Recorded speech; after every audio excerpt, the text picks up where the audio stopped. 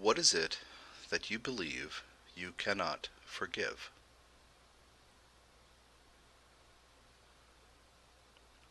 Whether this is something that has been done to you, or something that you have chosen, a choice that you have made. Then maybe you have one or more of each.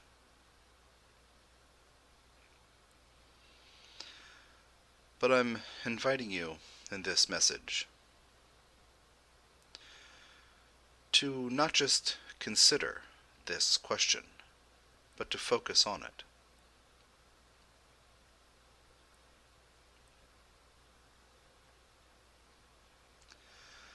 Sometimes, to open the heart, or better said, to get to the place in which you feel comfortable opening your heart, sometimes it is not as simple as saying to you, oh, you should open your heart. So I come through to ask you different questions, such as this one. Because the reason your heart might not be open could be because you have decided, or some part of you has decided at some point, that this or that or certain things just can't be forgiven.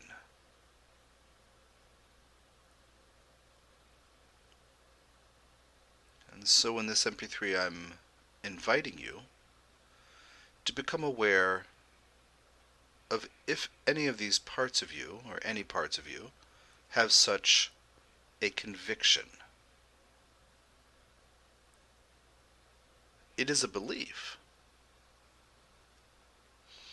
It is a position that some aspect of yourself, or part of you, or sub-personality has adopted. Fair enough, because in all of my teachings I ask you to have compassion for how people are shaped by real world experience, and how they respond to pain and suffering and judgment of self, and guilt and shame and fear of punishment, and fear of any of those other things, guilt, shame, etc. And so let's imagine there is a part of you that has a specific personal experience, in other words, a biographical experience, and that part of you maintains that can't be forgiven. When you think about it, the part might even justify this position and say something like, oh, I've tried. Oh, believe me. But that goes too far. I will never say that it's okay that that happened to me.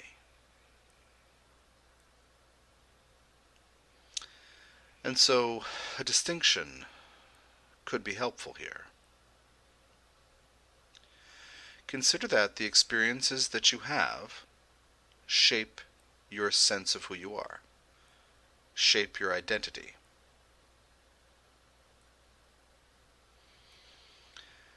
And the parts of you who, for example, have felt hurt, or have felt that something has gone wrong, or they have done something wrong, or something wrong has been done to them, or their loved ones, or their group, or whatever, those parts identify as defensive. They identify as, I hold that that is not okay.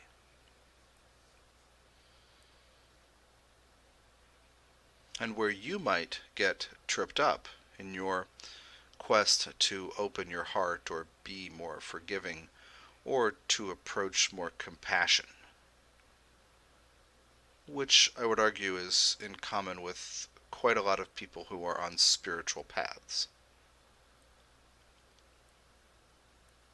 You may be one of these people, endeavoring to be kinder, to be more gentle with yourself and others, or to learn how to love the opposite, or learn how to accept the way that people are, even if what they do can cause harm and pain.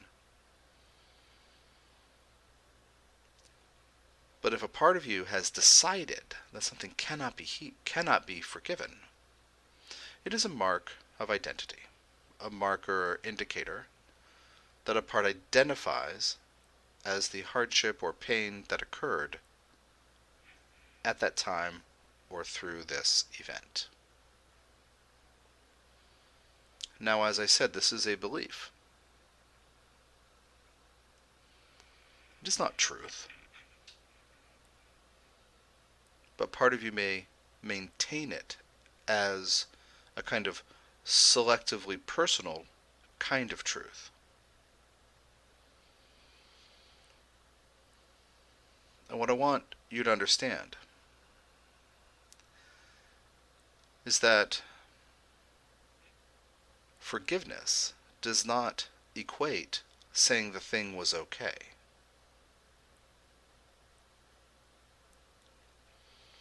That's number one. Number two, you can't force these parts of you to forgive anything.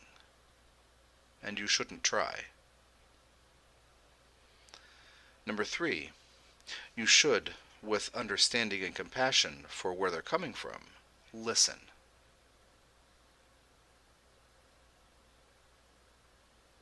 Listen to their narrative. Give them voice.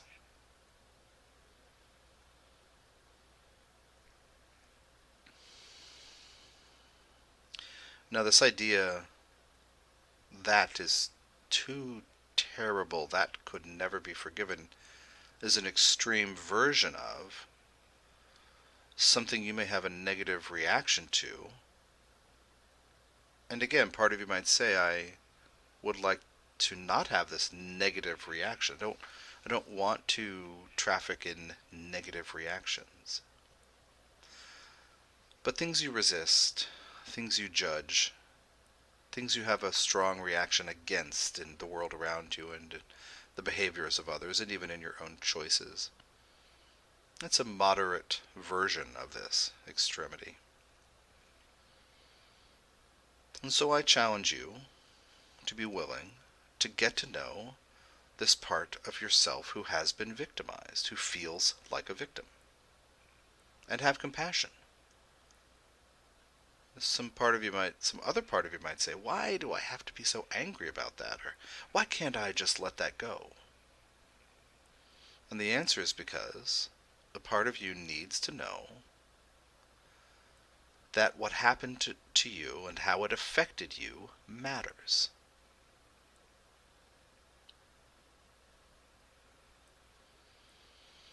That the imprint, the mark, the impact of how it changed your life matters. That your pain matters. So I challenge you to listen to this part of you and be clear that this part of you matters.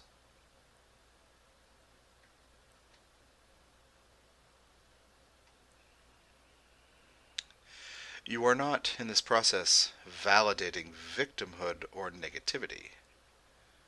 You are being an understanding sort of person.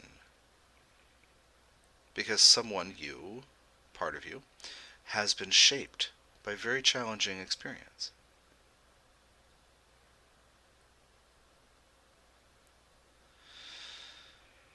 And I'd like for you to consider that. Again, it is a belief that certain things can't be forgiven. And the parts of you hold on because they identify as this, because they need to know, they need to feel validated that their reaction is justified. And so what if you were to listen to these parts of you without judgment, which includes feeling the feelings these parts of you carry? Perhaps at a certain point, This may involve, in a certain sense, reliving the emotional content from the painful experience. What if you were to do this? What if you were to know that the part is defending the right to feel, but it's not true, but this part of your humanity needs support?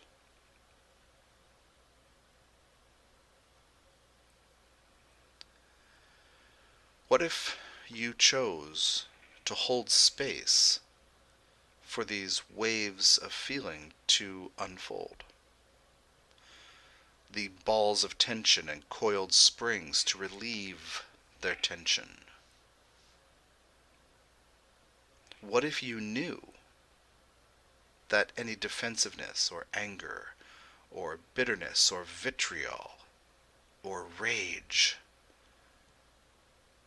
comes from pain? And what if you didn't fault this part of you for feeling what you feel? What if you didn't shame yourself for what you feel because of a very real thing that happened to you?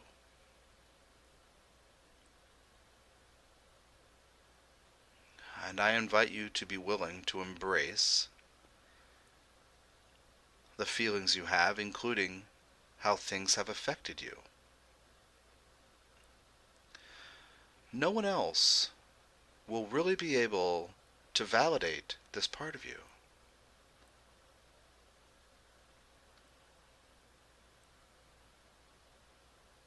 This part of you will say things to other people like, "You don't, telling me to let it go. You don't know what it's like. You weren't there. You haven't gone through what I've been through. You don't know." And part of you may feel very upset that others don't know. They never seem to get it. So what if you became that helpful friend to this part of you? What if you held a space of compassion?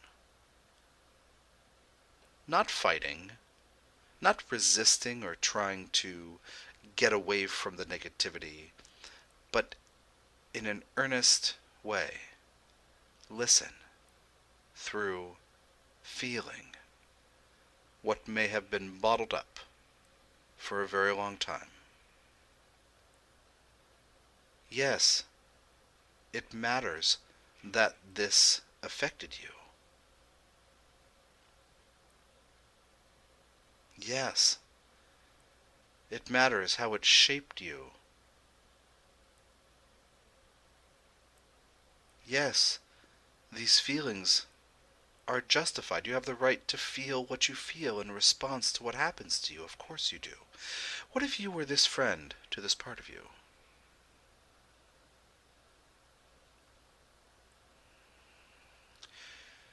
In the long run, it can be like a dance with these parts of you, but you would, in the long run, disarm the pain of not being understood because you would choose to understand. You would, in the process, slowly defuse the pent-up emotion that's become a grenade or a bomb or a TNT stick. You would diffuse the rage and the anger and the bitterness born of pain by listening compassionately and letting these parts of you express while you don't judge. So is it destructive to indulge in negativity? But this is not what I'm asking you to do. I'm asking you to find the inner strength and wisdom to witness someone who's going through a very hard thing and is still affected by, or had been going through something very hard and is still affected years later. But if you might ask, part of you might ask, the channel does receive these questions quite often when talking about doing this shadow work and dealing with deeper emotions. But if I go into that space and I feel it, doesn't that mean I'm being negative, or doesn't that mean I'm indulging in that feeling? And this is not what I'm talking about. You're not glorifying. You're not walking around throwing it at everybody. You're allowing pent-up waves of emotion to unwind, to crest and break. You are expressing in writing or through words the anger, the frustration, the guilt or the shame, and you're finding the tears behind it, behind whatever that feeling is. Those waves break and water emanates from your eye holes. The waves break and tears come forward and spill onto your face, and the energy is relieved.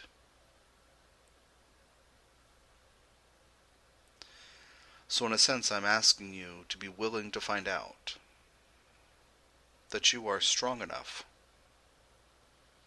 to hold space for parts of you who have gone through very difficult things. Now, to engage in this, I strongly encourage you to develop a grounding practice.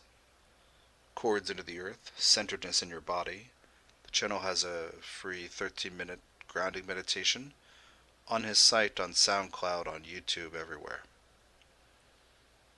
And there are other channeled energy work meditations where this consciousness you're listening to, Hermes, Djehuty, Thoth, Saint Germain, Merlin, is captured mixed with Archangel Metatron's energy, and you'll receive energy work, so you can explore those too.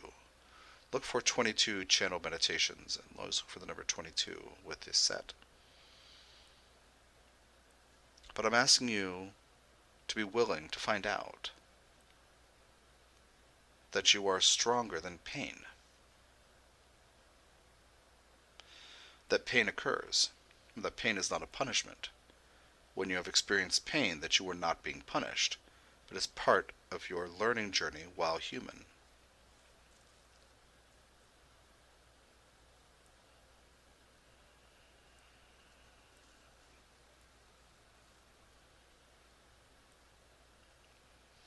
Now, if one particular experience has come to mind during this message, from your own experience, as you work through it, you may find others, to greater or lesser degrees. Parts of you are identifying as wounded or victimized or something. You may also think about issues in the world around you, collective issues you have a very strong negative response to. Same thing. Work through it. Listen to the parts of you.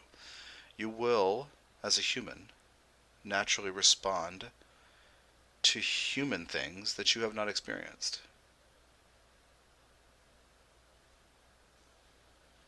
This is natural.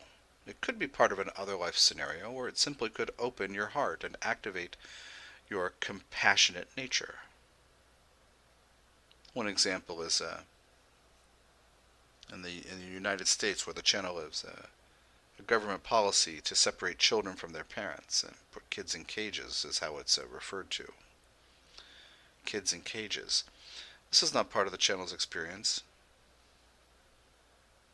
as his human life, born in 1972, blah blah blah, with his name, etc. But it pulls at his heart, and he cannot forgive it because of the innate cruelty, etc. So there are external things that will activate you as well. And part of the key to this, and I've shared this in other teachings or other examples of MP3s and teachings like this, I mentioned it a few minutes ago, but pain, difficulty, hardship, loss, none of these things are punishments. They are vehicles for you to learn more about being human because they're part of the experience.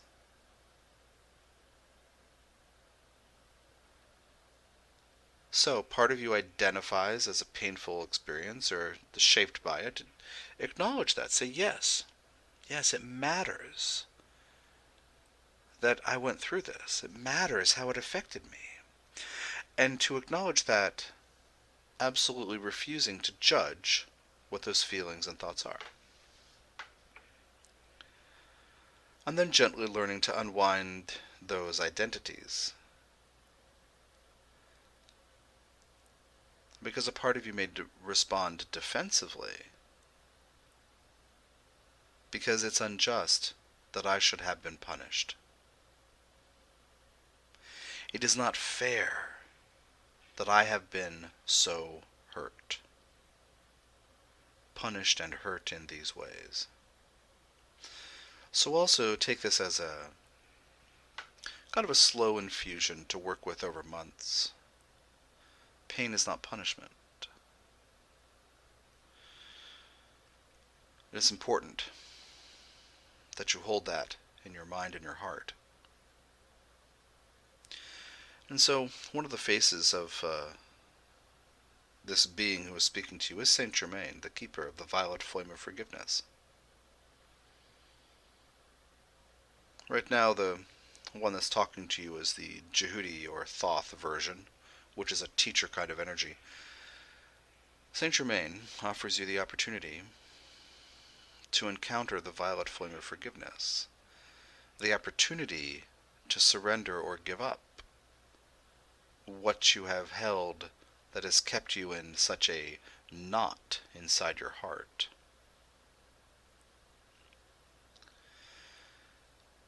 The logic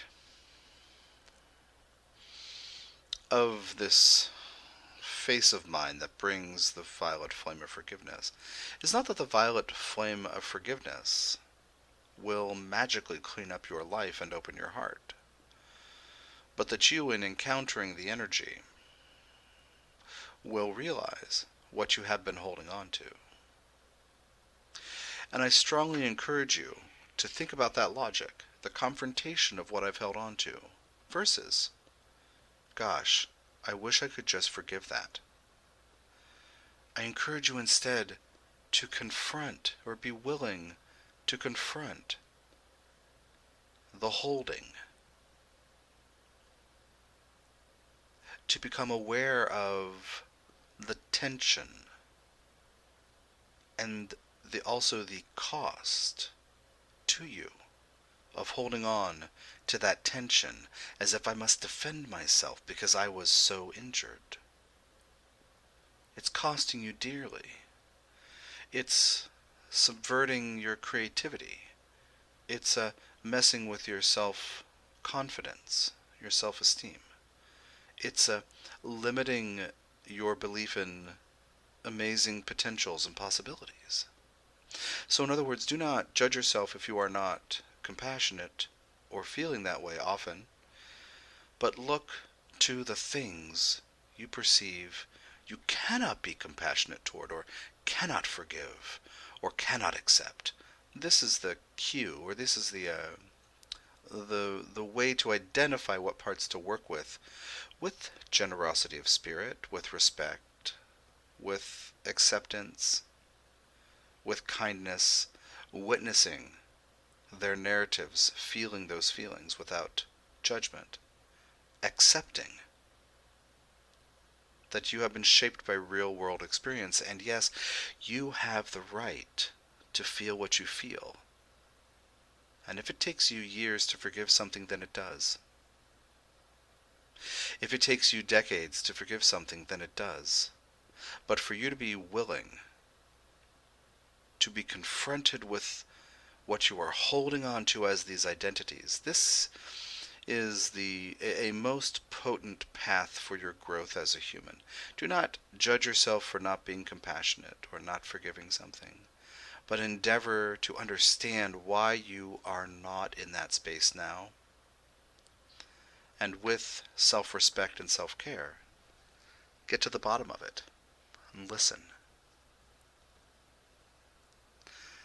This is the end of this message. Thank you.